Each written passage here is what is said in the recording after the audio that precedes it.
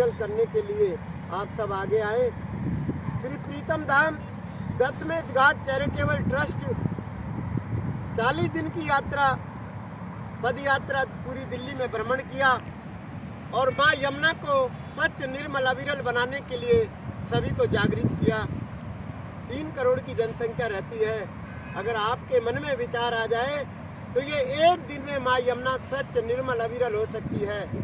जितने भी नाले इसके अंदर डलते हैं, 22 किलोमीटर में 122 नाले करीबन डलते हैं इसके अंदर, और एक से एक सेठ हमारी दिल्ली के अंदर बैठा है। हमारी सारी सरकारें यहाँ पर बैठी हुई हैं। हमारे 182 देशों के यहाँ पे राजदूत रहते हैं। प्रधानमंत्री, राष्ट्रपति, एनजीटी, उच्च न्यायालय, police department, pollution department, DDA, LG साहब सब यहीं पर रहते हैं और उन्हीं की विचारधाराओं से नीचे निकलती हुई बहती हुई हमारी यमुना जाती है। लेकिन कभी भी वो अपने मठ से, अपने घर से बाहर निकल कर नहीं आते यमुना की तरफ। हमारे देश के राजा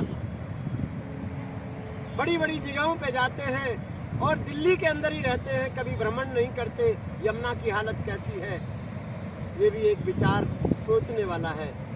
मैं सभी से प्रार्थना करता हूँ कि 122 नालों को मात्र दिल्ली के अंदर जितने सेठ लोग रहते हैं, एक एक नाले को गोद ले ले और उसको फिल्टर करके बड़े नाले में डलवाएं। और बड़े नाले जो हैं, कोई बड़ा सेठ ले ले, उसको फिल्टर करके माँ यमुना को बचाने में सहायता करें। आप लोग आगे बढ़ेंगे तो माँ यमुना स्वच्छ निर्मल अविरल बहेगी। देख लीजिए क्या हालत है इसकी इस समय पर।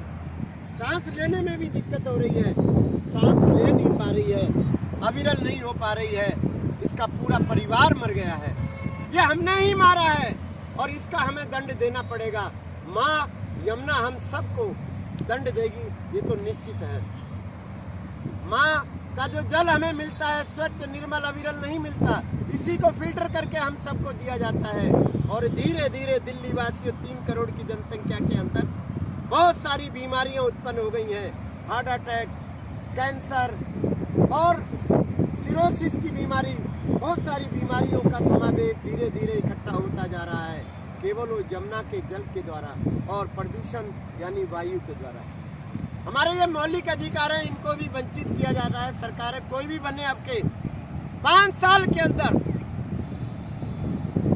यमुना को स्वच्छ निर्मल अविरल नहीं किया, बहुत बड़ा युद्ध होने वाला है यमुना के ऊपर ही। ये बहुत ही विचार करने वाली बात है कि हमारी माँ यमुना बिल्कुल इस समय ऐसी पीड़ा पर बीत रही है और हम सबको, दिल्ली वासियों को शर्म आनी चाहिए। यहाँ पे रह रहे जितने भी मंदिर हैं, उन सब के मठों के जो संत लोग हैं, उनको भी शर्म आनी चाहिए।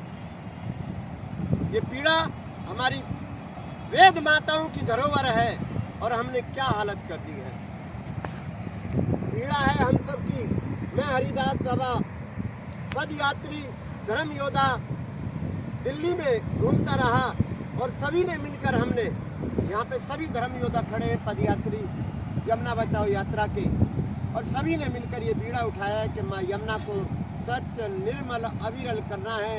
इसके लिए चाहे हमें युद्ध करना पड़े, सरकारों से लड़ना पड़े, चाहे हमें कहीं पर भी कुछ भी करना पड़े, लेकिन माँ यमुना को अविरल को सुंदर बनाना हमारा कर्तव्य है। सरकारों से लड़ेंगे। अब आने वाली सरकार जो भी बनेगी 8 तारीख के बाद में, और उसका हम स्वागत करते हैं जो भी सरकार बने, लेकिन जिस सरकार जो भी बनेगी उसको ये यमुना स्वच्छ निर्मल अविरल करनी पड़ेगी, ऐसा उन्होंने अपने वोट के समय पर बोला है। आइए हम सब मिलकर माँ यमुना की आरती करें और आशीर्वाद लें कि माँ हम सबसे गलती हुई है, उसे माफ़ करो। सभी बोलेंगे बोलो यमुना मैया की जय, बोलो यमुना मैया की जय, बोलो यमुना मैया की